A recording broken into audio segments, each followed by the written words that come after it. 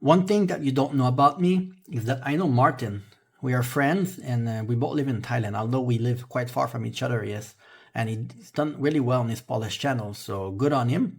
And we will collab this year, okay? At some point, me and him. Yes, I will go to Bangkok to collab with him, yes. He made a video about Marie Curie. Where is it? This one. Why are Polish people so obsessed with Marie Curie being Polish? And just like him, we learn in school in Canada that she's French.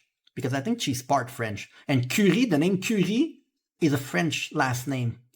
So I'm sure that she has also a Polish last name. So anyway, let's react to why Polish people are so obsessed with her being Polish. Yes, let's go.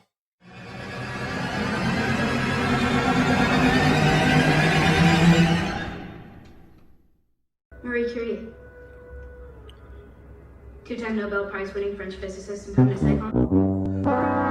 This was a TV show So called Wednesday. a while ago I made this video and I was actually surprised at how little people knew about her, but I also realized that, okay, I'm a Polish person. Just because I was taught something, just because something is common knowledge here, it doesn't necessarily mean that it's common knowledge anywhere else. And maybe that's why people are surprised with our reaction to this, but why exactly are we so pressed about this? Why are Polish people so obsessed with Maria Skłodowska-Curie being Polish? Let's jump back in history, baby, as we always do. Maria was born as Maria Skłodowska in Warsaw in 1867. As a country, Poland at the time did not exist.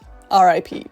Because it was literally torn apart by neighboring countries a couple of decades prior to that. Despite being occupied for so long, Poles spent 123 years of partitions fighting for independence. They were so annoying that all of the occupiers were like, if we have one more goddamn insurrection or uprising, we are actually gonna go insane. So the partitions were not necessarily a peaceful time. Obviously, as a nation, Poles were like, get the f out. The occupiers were like, okay, the only way we can actually have any sort of control in this mayhem of a country is if we kind of erase the Polish culture, because that's the easiest way to colonize the Polish people and assimilate them and make sure they're not going to revolt anymore. A couple of years before Maria was born, an unsuccessful January uprising took place, which resulted in even stricter laws regarding Polish culture. So it was already bad, but after the January uprising, especially the Russian occupied territory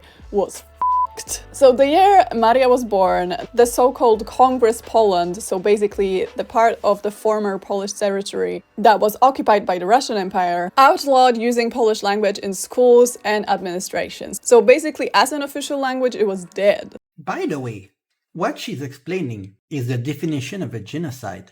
A genocide implies that you want to remove someone's identity, education, basically remove that ethnicity from the face of the planet Earth, which is not that dissimilar to what's going on with the Palestinian.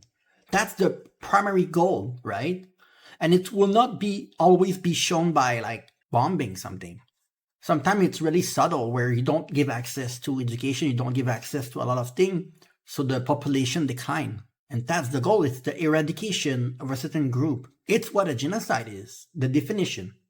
And this was exactly the territory where Maria was born. So she was basically a Polish person from a Polish family living in a Polish town, born into a government, a country that forbade her to speak her own language. And Maria's family was very much in touch with her Polish roots. I mean, Polish roots. They were Polish, but basically they raised their children making sure that they don't forget their Polish identity, that they don't get propaganda and they don't forget who they actually are. They were minor nobility, which basically meant that they were an old family with a title, but probably little money. In her autobiography, because yes, she was that girl, Maria notes that my family is Polish and my maiden name is Skłodowska. My parents are of minor nobility. In my homeland, this social class is quite vast, and the members of it, owners of small or medium countryside properties, are often related. So Maria enrolled at a school in Warsaw at the age of 10. And after that, she was a student of the Flying University, which was basically an underground, mostly female Polish university. Women at the time were not really allowed to access higher education by the authorities. So the Flying University was set up by Jadwiga Szczawińska-Dawidowa, who was a Polish activist. She was like,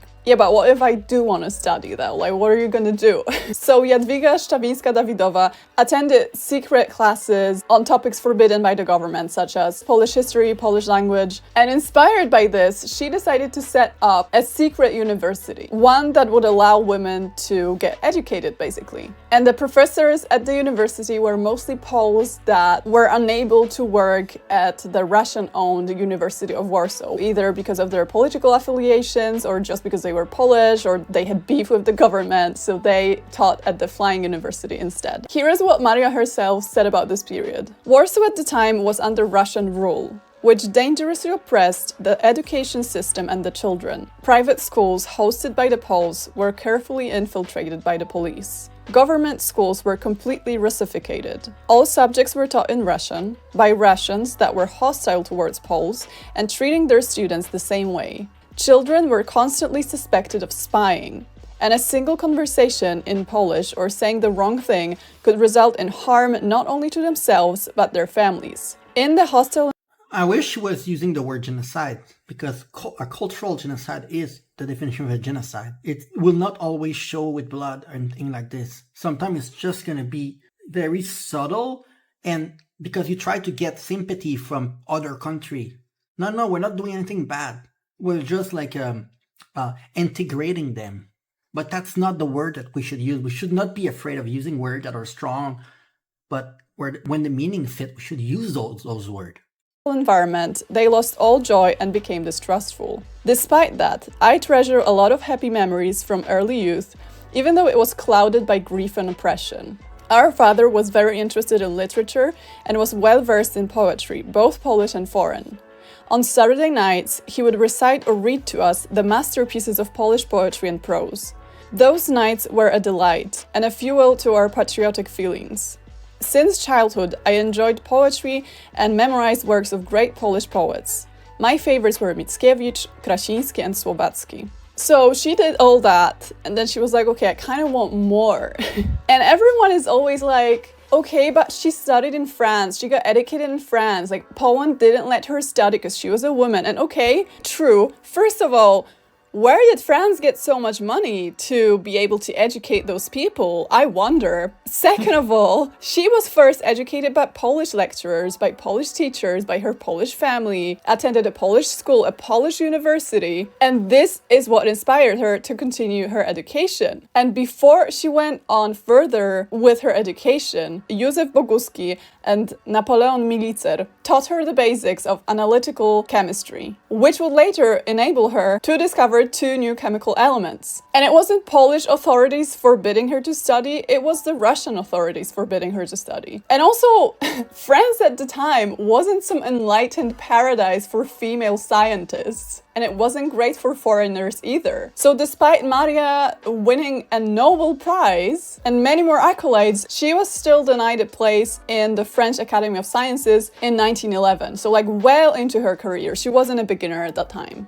And that same year, she won another Nobel Prize, this one on her own. But let's rewind. In 1891, Maria really wants to study. She makes it to Sorbonne at the age of 24. And I'm gonna detour into my personal life at the moment. When I was 23, so close in age to Maria, I also went to study abroad. And by that time, there was nothing about my identity or my personality that suggested I'm not Polish. I had Polish parents. I spent my whole life living in Poland, speaking Polish. I studied in Polish schools. I celebrated Polish holidays. Obviously for her, it was very different with her Polish identity being persecuted. However, that probably only strengthened it. Not being able to express your national identity usually makes it stronger. And on top of that, studying abroad, especially...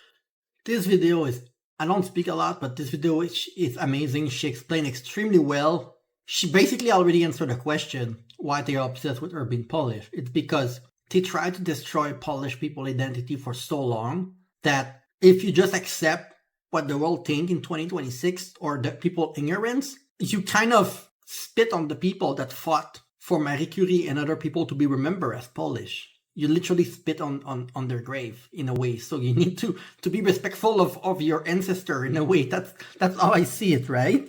Especially if you come from a country that is less well off than it's the minimum you can do, the country that you went to, which was the case for her and sort of me. It can make you feel things for your homeland that you have not experienced before, because you, for the first time in your life, are completely alone. And you find yourself longing for a place that actually understands you, that values you, and that has things that maybe the country that you moved to does not. Because oftentimes you realize, my home country is actually not that bad, and maybe I idealize the country that I just moved to. And I'm pretty sure it was the case with her also, even though she moved from a really poor country to a one that was at the time better off. But studying abroad like this definitely gives you a sense of belonging somewhere else. Like your soul is still in your home country a lot of the time. And Maria dealt with that too, because she herself describes that, especially during her first year, she felt a little isolated and she mostly spent time with Polish people. She met with her Polish colleagues regularly and they would discuss politics because they were all very much into the national cause. None of the French people, none of the other people studying there could actually understand what it is like going through your country being occupied like this. So they were meeting and they were sort of bonding in this feeling of homesickness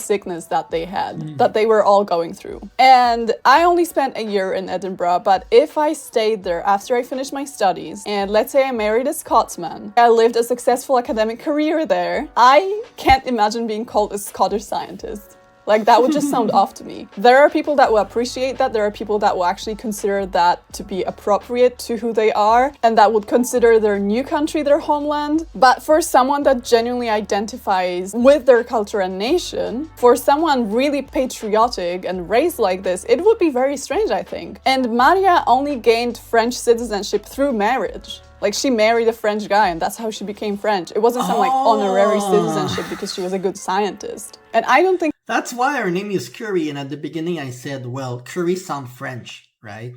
It's because she married a Frenchman. That's it. She doesn't have, I thought she was maybe mixed.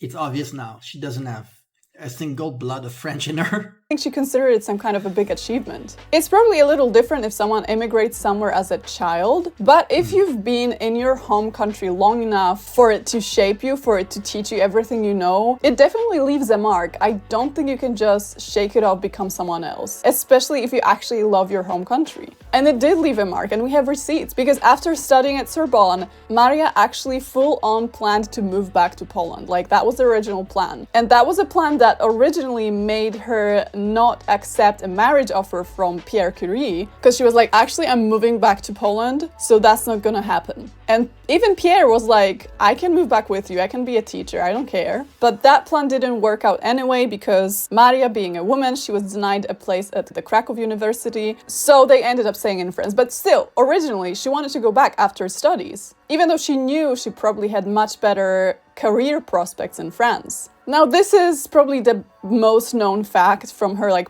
Polish side, but when Maria and her husband discovered their first chemical element, they named it Polonium after Poland, which at the time didn't even officially exist, so it was kind of bold. And the Russian authorities definitely did not like that, because when she visited Warsaw in 1913, so like still before Poland regained independence, she was already a decorated scientist with 2 Nobel Prizes, and the Russian authorities just like straight up ignored her. There was like no official welcome, nothing. They were like, okay. Another fact about her, after her husband's death, when Maria was overwhelmed by work and she also was raising 2 children on her own, it sucked. So she had her father-in-law take care of the kids a little bit, but she was like, I need more help actually, I need to hire a governess.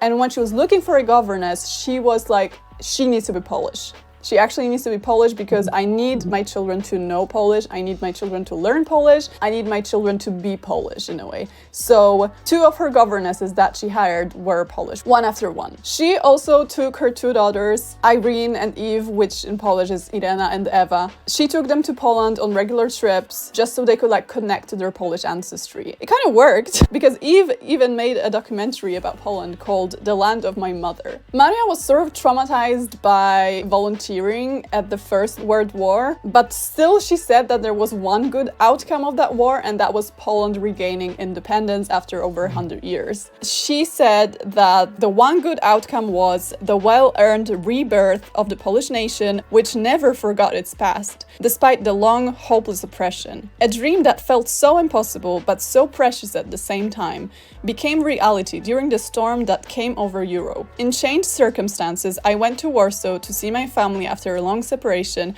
and visit the now free capital of Poland. And in the 1920s, she also pursued the foundation of the Radium Institute in Warsaw to make sure that her legacy is present also in her home country. Let's also discuss Maria's name, because I feel like that's a big part of the problem, and it's kind of pissing me off as a person with a Polish name. Just get it right. Anyway, when marrying Pierre Curie, Maria did not give up her maiden name. That was pretty unusual for the period. Usually wives would just take their husband's name. She stayed with her maiden name and added her husband's name at the end of the name. But still in France, she would have been referred to as Madame Curie, despite still using her full name, because it was customary.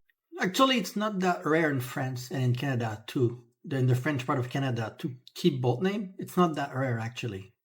To refer to wives as Madame, husband's name. So because of this custom, her maiden name was gradually forgotten because people would just not use it. One other factor is probably the fact that it's a Polish name, and Polish names just often get butchered, simplified, or dropped because they're too difficult. Like the famous Polish actress in the 19th century, Helena Modrzejewska, who was known in the US as Modjeska, because it was just simpler to say, but it's like her name like squeezed together in like less syllables, just so it's less difficult to pronounce. Or Tamara Łempicka is getting mispronounced like 90% of the time. Tamara de Lempicka. Tamara de Lempicka. Tamara de Lempicka. Just get it right. Or Kościuszko's name being demolished in like different locations in the US and Australia. In this video, we're going to take a closer look at Mount Kosciuszko. In the rural town of Kosciuszko. Kosciuszko is a small little town. Kościuszko. It's not even that hard. And having a Polish surname myself, I also have to deal with it over and over again. And like, okay, Polish is difficult, I get it. I honestly have no hard feelings for whoever mispronounces it. And even when someone does the research, it sometimes just does not sound correct at all. However, if someone dropped my last name because it was too hard, or maybe simplify it because it was too difficult, so I would be like, Zebro, I would be pretty upset, not gonna lie.